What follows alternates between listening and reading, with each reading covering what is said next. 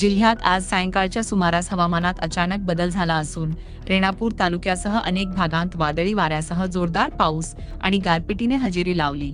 या अस्मानी संकटामुळे शेतकरी पुन्हा एकदा हवालदिल झाला असून पिकांचे प्रचंड नुकसान झाले आहे।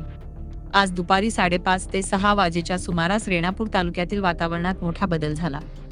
तालुक्यातील गरसुळी, पळशी, तत्तापूर आणि आंदणगाव या शिवारात मेघगर्जनेसह जोरदार गारपीट झाली। गारांचा आकार मोठा असल्याने जमिनीवर पांढरी चादर पसरली होती।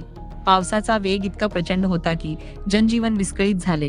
गारपीट आणि वादळी वाऱ्यामुळे रब्बी हंगामातील पिकांसह फळबागांना मोठा फटका बसला आहे। हातातोंडाशी आलेला घास या अवकाळीने हिरावला आहे। सायंकाळी शहरासह परिसरात पावसाच्या हलक्या सरी कोसळल्या, ज्यामुळे वातावरणात गारवा निर्माण झाला असला तरी शेतकऱ्यांच्या चिंतेत मात्र भर पडली आहे। हवामान विभागाने वर्तवलेल्या अंदाजानुसार जिल्ह्यात पुढील काही तास ढगाळ वातावरण कायम राहण्याची शक्यता आहे। नागरिकांनी आणि शेतकऱ्यांनी काळजी घेण्याचे आवाहन प्रशासनाकडून करण्यात आले आहे। एकमत डिजिटल करिता नितीन बनसोडे, लातूर।